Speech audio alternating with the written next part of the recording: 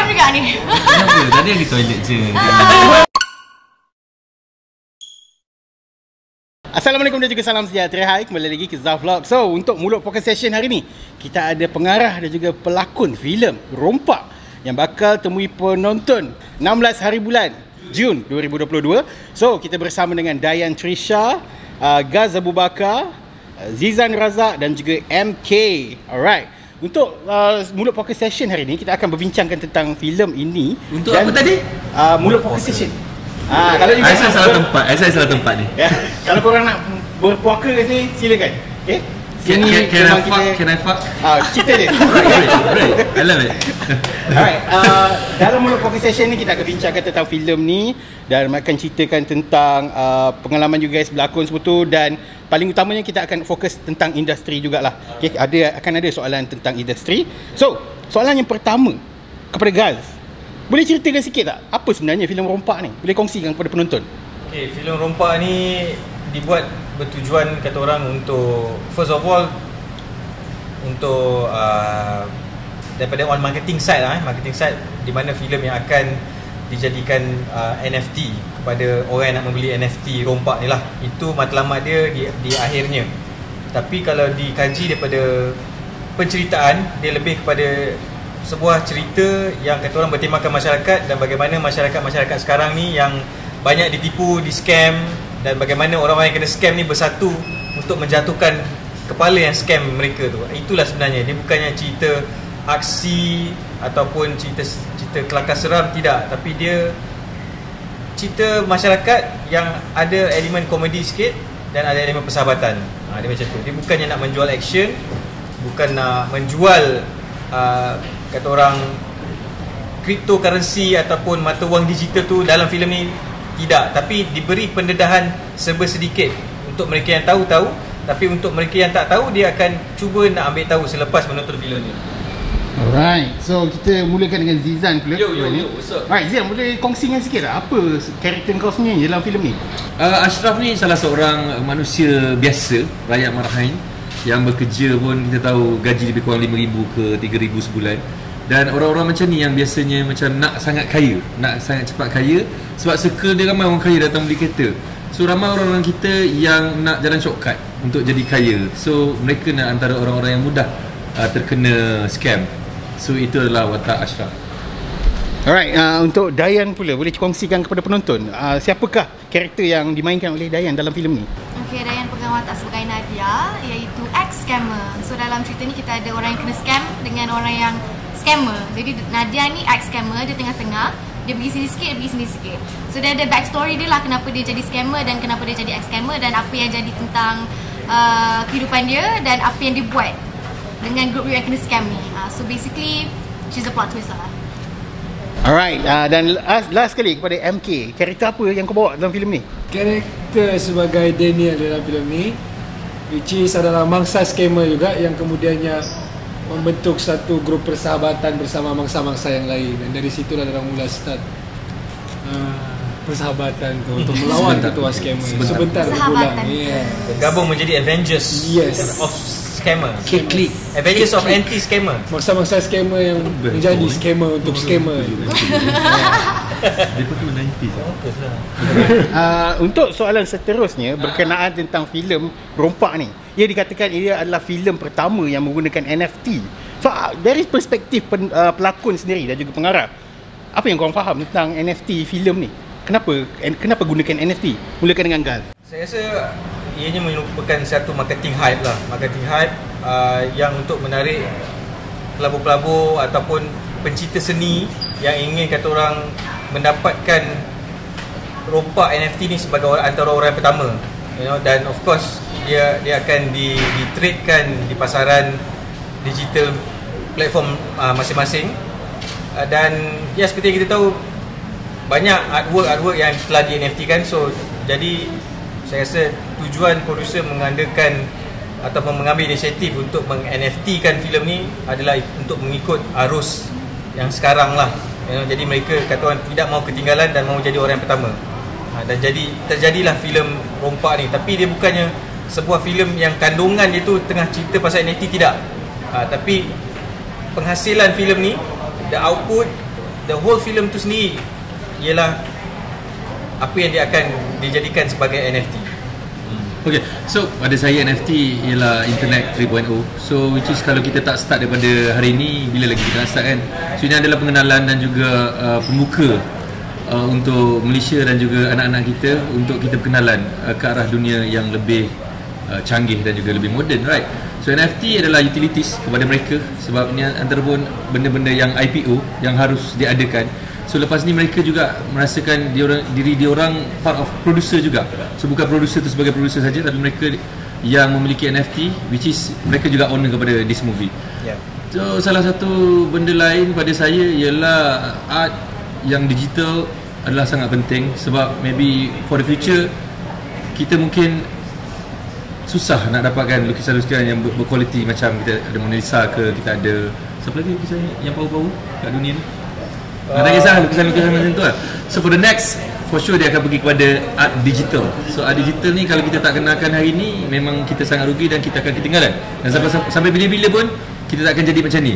So selepas filem ini yang saya tengok, kita dah launch bersama utilities untuk NFT dan juga kita adakan IPO. So ramai producer yang call saya tanya bagaimana method dia. Zizan dia tanya saya. So saya cakap saya boleh terangkan setakat yang saya faham, selebihnya boleh call producer dan juga funder kita lah yang terlibat dengan NFT punya team. Bagi Dayan, sebab I memang tak seberapa familiar with NFT, I have nothing against it, I'm not supporting it, I memang very neutral. Tapi bila saya tahu yang filem ni, I mean I look at it as a progress thinking, forward thinking, and asalkan benda tu tak melanggar jenayah ataupun apa-apa, saya hanya terlibat sebagai pelakon. Dan I support anything that is forward thinking lah. Cuma ni dengan NFT saya neutral. Saya tak ada support ataupun against it. But I like your eyes. Thank you. Alright, alang-alang kita ada pengarah kita kat sini kan. Dan juga mungkin ada producer kat belakang ni, ada ke? Tak ada. Alright. So alang-alang diorang ada kat sini, Zaf boleh tak minta sedikit mini review daripada korang tentang filem yang baru saja kita tonton saja, iaitu filem yang korang lakonkan tadi. Boleh? Kita mulakan dengan MK. Silakan. Let's go. Sangat positif. Jujur kan? Great. Ini pertama kali saya. Jadi saya rasa benda tu amat teruja untuk menyaksikan tadi dan saya enjoy tadi. Seriously. Serius. Okay? Ya. Alright. Zizan? Untuk saya jalan cerita tu memang tak ada lagi lah dalam Malaysia. Saya pun tak pernah tengok. Dekat luar pun saya banyak cerita action dan juga cerita sci-fi yang saya tengok. So cerita-cerita ke arah begini, ada orang kata ilmu-ilmu sikit yang kita inject. So saya tak pernah tengok sangat lah, sebab zaman sekolah pun saya malas. So untuk saya cerita ni bagus sebab dia menerapkan antara ilmu supaya orang aware dengan scammer-scammer. Saya pun dapat call kadang LHDN lah, kadang Bonnet SPRM call saya. So bila orang tengok cerita ni, orang akan aware. Pada saya itu benda yang paling baik lah untuk masyarakat yang dah menonton cerita ni. Tambah pula kita ada pelakon-pelakon yang hebat macam Dayan, macam MK dan few lagi pelakon-pelakon lain, dan membuatkan orang-orang rasa nak tengok cerita ni. So di sebalik itu pengajaran lah untuk dia orang.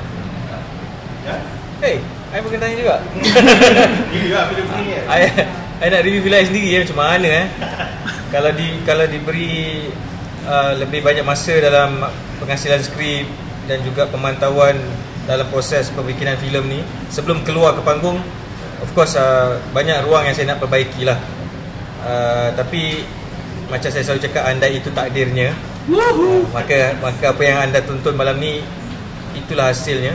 Tapi ada masa lagi untuk kami tweak, untuk kami perbaiki selepas mendapat feedback daripada NFT holders, daripada rakyat Marahan yang tengok tadi pun, pelakon pun terutamanya. Jadi pandangan mereka ni dia ambil kira, bukannya saya shock sendiri ke apa ke, sebab saya perlukan all this input untuk perbaiki lagi karya saya. Dan saya harap lepas ni ada lagi sequel yang akan kita buat lagi besar dengan bajet lagi besar. Sebab seperti yang saya pernah katakan sebelum ni pun, filem ni saya dipanggil last minute. Jadi saya cuba untuk perbaiki apa yang saya mampu dalam masa yang pendek tu, dan bekerja dalam masa 15 hari yang very stressful, yang long hours of working. Tapi outcome dia alhamdulillah tak seteruk saya rasa ada filem lagi yang lagi teruk daripada tu. But it's still kata orang entertaining. Dan yang paling penting, kenapa kalau orang tanya saya nak buat cerita ni, sebab tema orang yang kena scam tu yang pada saya sangat dekat dengan saya, sebab ada juga family saya yang kena scam. Jadi sebab tu saya adakan momen-momen macam confession moment kenapa dia orang kena scam tu. Dan saya highlightkan scene tu panjang sikit untuk dia orang bercerita, dan saya nak orang yang kena scam tu bila dia tengok momen tu, dia tahu itu adalah mereka, dan mereka juga rasa malu dan juga ada rasa nak perbaiki diri dan berhati-hati di masa akan datang daripada kena scam lagi. Jadi saya harap penonton di luar boleh menilai daripada aspek tu lah, dan bagaimana mereka-mereka ni daripada background yang lain bersatu untuk menjatuhkan scammer ni. Yang kita tahu, kita bila baca surat khabar, kita baca news, kita sangat marah dengan orang scam orang lain ni kan. Macam Pak Kasim dalam cerita tu kan, yang dilakukan oleh Azhar Sulaiman, duit persaraan dia hilang, which memang ada dalam kita, masyarakat kita berlaku. Jadi itu yang saya nak tunjukkan dalam filem Rompak ni. Seperti Abang Gas cakap, memang biasalah kan kita buat filem kan, there's a lot of kekangan. Tapi bagi Dayan, projek ni yang paling banyak kekangan yang pernah kita buat. Kekangan kita tak nampak, tapi kita rasa lah masa tengah shoot. So kita semua dah cuba servis baik. InsyaAllah lah, kalau ada yang suka, Alhamdulillah. Kalau yang tak suka pun kita terima. Tapi yang penting macam Zizan dengan Abang cakap, yang penting is awareness. Betul, scamming memang banyak jadi. I pun hampir kena scam, tapi tak kena lah, Alhamdulillah.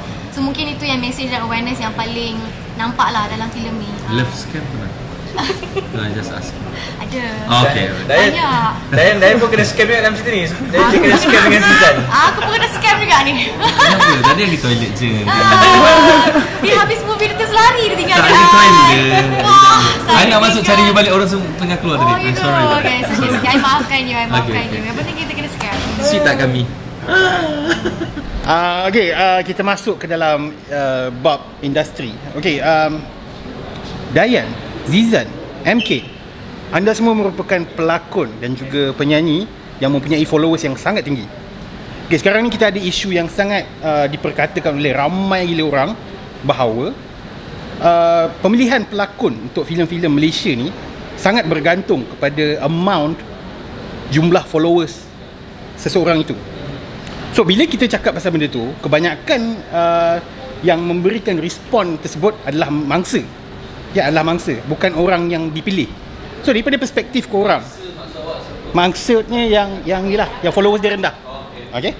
So daripada perspektif anda semua merupakan mempunyai followers yang ramai dekat social media semua kan. So daripada perspektif korang, apabila perkara ini diberkatakan oleh ramai gila orang, apa pandangan korang yang korang nak dapat job, lepas tu tengok-tengok korang dapat sebab followers yang tinggi, sedangkan korang nak mengetengahkan bakat korang. So apakah korang punya pandangan tentang isu tersebut? Boleh someone share? Pada pandangan saya tidak bersetuju lah dengan perkara ini. Ini amat tidak adil kepada semua pelakon. Semua pelakon, tidak kira yang banyak follower ataupun tidak. Contohnya banyak follower pun kalau dipilih pun memang bagus untuk job dia, tetapi kalau tidak dapat bawa watak tu dengan betul, itu selalu satu kesilapan yang besar lah. Tetapi saya nak bercakap tentang ini, metod yang berlaku ataupun mekanisme kita boleh katakan yang berlaku di sini bukan salah pelakon, salah producer juga, salah kadang paid channel juga yang membuatkan benda ni berlaku. Macam suatu hari dulu orang letakkan komedian sebagai komedian, kata alah masuklah kejap buat lawan-lawan bodoh sikit dan cerita ni. Kenapa kena letakkan macam tu? Kenapa tidak buka ruang seperti Gas bagi ruang dekat saya untuk Polisi Bo? So lepas tu baru orang percaya, Zizan boleh berlakon lah. So tak adil macam gini kan. So itu dia orang yang createkan jadi macam tu. So komedi kena jadi komedian je. Maknanya dia tak nak ubah industri kita seperti macam Hollywood. Walaupun komedian dia letakkan sebagai pelakon sedih, kadang Will Smith jadi pelakon tu boleh tampal Chris Rock semua benda, so whatever. So di sini kita yang create supaya jadi macam tu. Kita yang bersetuju jadi macam tu dan sama-sama macam okay, kalau ini dah method untuk next a few years, so dia jadi macam tu. Dia jadi culture. Dan tak adil untuk yang lain. Sebab media sosial bukan tempat kita bentangkan kita punya cerita on TV. So penonton-penonton yang tengok TV ataupun tengok wayang ni bukan orang yang duduk dalam media sosial, tapi media sosial ni adalah tempat marketing. Tak semestinya orang tu banyak follower, kena bayar mahal, dan tak seperti orang banyak follower dan semua follower dia tengok cerita dia. Alright. So pada saya benda ni bullshit. Saya tak setuju. Ya, saya tak suka benda ni. It's actually has becoming a culture dalam industri kita.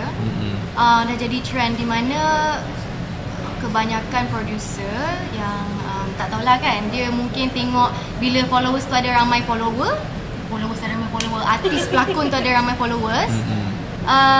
It's becoming kononnya marketing senang lah untuk dia orang. As in like bila dia post tu dia boleh reach 88 juta followers je. Macam tu. So satu, is putting an unfair weight for us as a pelakon, sebab kerja kita berlakon, bukan menjadi, I mean kita boleh lah post tapi marketing tu bukan kerja kita. Basically you know, you have to have a budget for marketing. So daripada pandangan saya, bila pemilihan pelakon ni, tak kisahlah pelakon dia punya followers 8 juta ke ataupun 80,000 ke, kalau karakter tu kena dengan pelakon tersebut, then you have to give that person a shot. Faham tak? Jadi bila pemilihan pelakon tu, saya rasa yang paling penting kepada director dan producer untuk pilih pelakon. Kalau dia ada 5 juta tapi performance dia bagus untuk karakter tersebut, then go for it, you know. Macam contohnya, saya ada experience baru-baru ni, I casting untuk satu filem. Dia perlukan seorang female lead yang reti boxing and apa nama ni, tomboy sikit lah. So bagi Dayan, kalau ada masa, maknanya ada 2 bulan untuk training, insyaAllah I boleh. I'm very committed as an actor. Tapi masa tu kita ada sebulan ataupun 3 minggu je, so mungkin tak cukup. Jadi saya tak dapat role tersebut, tapi dia bagi kepada seorang pelakon yang memang ada background boxing, and followers dia tak ramai pun. And I commend that producer. I cakap, thank you for choosing this actor. Saya rasa I think that she's perfect for the role. Thank you for not choosing me, sebab mungkin 3 minggu tak cukup untuk saya prepare. So saya setuju benda tu. Jadi saya rasa producer dan director memainkan peranan yang sangat penting untuk memilih pelakon yang sesuai untuk karakter tersebut. You know what I mean? So if I am a good actor tapi karakter tu bukan untuk saya, dan mungkin saya tak dapat perform sehabis-baik. Tapi mungkin kalau you know, kalau ada bajet lebih, mungkin kita ada time untuk training dan rehearsal dan sebagainya, dan bolehlah train sama-sama. Tapi kat sini, kat Malaysia ni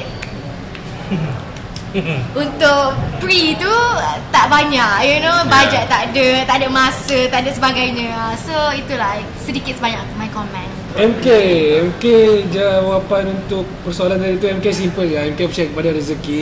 Tetapi advantage kepada mereka yang mempunyai followers yang banyak. Tapi tak semua orang yang mempunyai followers yang banyak ni mampu untuk ambil peluang tu.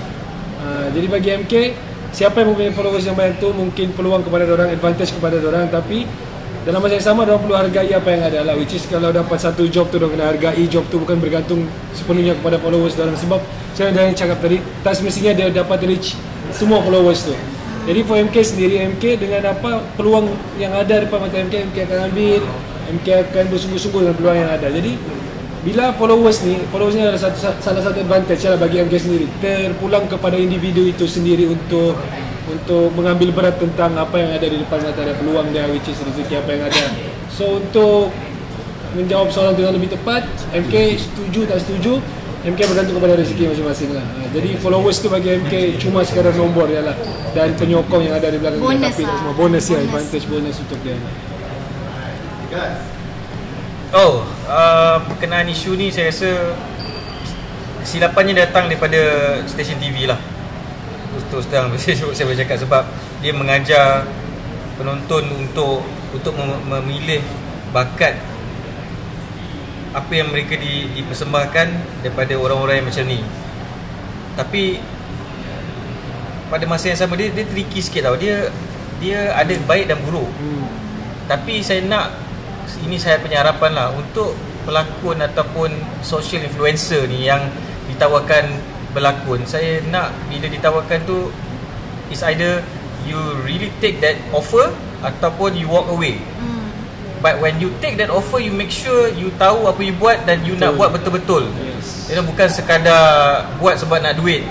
You know, if you can't just walk away and stick to your social influencing people ni, that's all. Sebab you kena ingat, bila you berada di set, bila you tak pandai nak berlakon ke apa ke, you akan menyusahkan semua orang dekat set. dan semua orang akan start benci you, semua orang akan start berkata kat you, you know. So it will make you look bad, you know. So tanggungjawab tu kena ada. Dan untuk TV station, I rasa you have to be fair, bagi peluang juga dekat pelakon lain yang walaupun follower tak ramai tapi you know the talent, you know. And I myself as a director, I akan juga bertanggungjawab and argue dengan pemilihan pelakon yang kenapa kena pilih sebab dia followers ramai. Sebab kena ingat, yang follow tu tak semestinya semua suka. Ada juga haters sebenarnya, tapi nak ikuti perkembangan dia untuk dia bash, you know? Ada juga follower yang follow sampai rumah. Tu lain. Sorry. Itu sequel. Tapi saya harap itulah macam MK kan. Dia sebelum ni saya tak kenal dia. Tapi bila saya tengok follow dia ramai siut. Dan saya study pasal dia dan saya tengok dia punya progress. Saya tengok lakonan dia sebelum ni awal-awal masa dengan seorang director macam mana. So sekarang bila dia ada dekat set saya, dia sekarang macam mana. Dan saya pula dipertanggungjawabkan untuk mold dia punya lakonan apa semua. So dia dah ke arah tu. So saya pun ada tanggungjawab tu, dia pun ada tanggungjawab untuk datang ke set dan bagi komitmen. Dan alhamdulillah dia bagi komitmen yang bagus. Dayan, you know. So semua ni kita kena grow sama-sama. Zizan tak payahlah. Zizan can stand on his own. Yeah. Tapi itulah pendapat saya lah. Tak payahlah. Okay, sebelum soalan penutup, aku nak tanya satu soalan lah kepada Gaz. Kenapa Zizan selalu muncul dalam filem-filem kau? Okay, ni best. Okay, ni once and for all, at least untuk channel kau orang semua tahu. Dia sebenarnya macam ni. Dia kadang bila orang approach aku, orang akan cakap, Gaz, I nak you buat satu filem action ni lah, tapi I nak Zizan. Terus aku macam okey lah. Dia macam tu. Ataupun producer akan cari Zizan macam dalam rompak kan. Zan, aku nak kau berlakon dalam cerita aku ni. Okey, aku nak kau ambil gas, Zizan cakap. So itulah jadi yang selalu jadi macam tu tau. Bukannya aku tak nak cast Brad Pitt ke apa ke, tapi memang dah orang nak aku dengan Zizan. Zizan nak aku yang mengarah. Dia jadi macam tu. Tapi kalau lepas ni, kalau aku arahkan satu filem lain, ada Kamal Adli ke apa kan, bukan aku dah benci Zizan. Tapi sebab nak bagi peluang kat orang lain berlakon kan. Ada juga cerita-cerita saya berlakon Gas tak ada juga. Tapi korang tak tahu, masa saya berlakon Gas tak direct, dia buat prop, dia buat wardrobe. Itu tak ada siapa tahu. Ada juga yang tak tahu masa Zizan berlakon cerita lain yang ada sequel tu. Gas buat makeup, dia adik-adik tahu. Tak, Gas kat rumah nangis-nangis. Alah, sedih. Tapi sejujurnya saya happy lah dapat kerja dengan Gas. Mula-mula director orang lain, tiba-tiba producer tanya, Zizan, boleh pujuk Gas tak? Saya kata, asal tak boleh pula. Gas tu senang dia pujuk dia. Cakap artis perempuan cantik-cantik kat set datang. Okay, so saya kata kita settlekan artis perempuan kat set tu, dan Gas sampai. Just kidding. So bila Gas sampai tu, saya rasa macam doa. So bila Gas ada, saya lagi semangat. Bila MK, Dayan, semua pelakon-pelakon yang saya tak pernah, saya dah macam, sejujurnya saya betul-betul nak berlakon dengan pelakon yang saya tak pernah berlakon. That's my, orang kata, kehendak saya lah. Dan bila saya dapat cerita ni, saya buat betul-betul. Dan saya enjoy sangat dengan pelakon-pelakon yang mana ada ni. Diorang buat kerja bukan untuk diorang sendiri, diorang buat kerja untuk movie ni berjaya. That's the best untuk this job. Thank you guys. I harap itu menjawab lah soalan ramai bertanya macam tu. So once and for all lah dapat jawab. Okay, last but not least, untuk penutup, boleh tak ajak pada semua penonton untuk menonton filem Rompak ini pada 16 Jun 2022. So kita mulakan dengan Dayan dulu. So bila filem Rompak ni keluar nanti 16 Jun 2022, jangan lupa tengok and share, and tengok dengan kawan-kawan, tengok dengan family. I'm sure there's a lot of things that you can learn from this film juga, and awareness tentang scammer tu yang paling penting sekali ya. Sebab kadang-kadang kita ingat kita tahu, tapi sebenarnya bila tengah kena scam kita tak tahu. So maybe I rasa benda tu yang paling kasih aware untuk the audience lah. And I hope people will like it lah. Dengan barisan pelakon yang saya dapat arahkan, saya harap penonton dapat menonton, melanggan filem Rompak ini. Dan juga kata orang bagi recommendation ataupun review yang positif. Kalau negatif tu pun saya terima juga, sebab saya tahu filem ni tak sempurna. Dan saya harap semua terhibur dan learn something out of it. Dan saya sangat teruja mengarah bersama dengan pelakon-pelakon yang berada dalam filem ni. Dan mereka memberi komitmen yang sangat baik. So saya rasa apa yang diorang bagi dalam filem ni memang terserlah dan terkeluar dalam filem ni yang kami hanya lakukan penggambaran selama 15 hari saja. Enjoy. Alright. Hai, saya Izan Razak. Jangan lupa saksikan Rompak di Astro First 16 Jun ini. So guys, jangan lupa 16 Jun Rompak. Alright, itu saja untuk hari ni, untuk Mulut Podcast Session. So thank you very much kepada Dayan, kepada Gaz, kepada Zizan, kepada MK kerana sudi join Mulut Podcast Session hari ni. So jangan lupa untuk saksikan filem Rompak di Astro First daripada 16 Jun 2022. So itu saja untuk hari ni. Thank you very much for watching. Jumpa lagi pada Zaf Vlog yang akan datang. Thank you guys. Thank you. Thanks, guys. See you guys.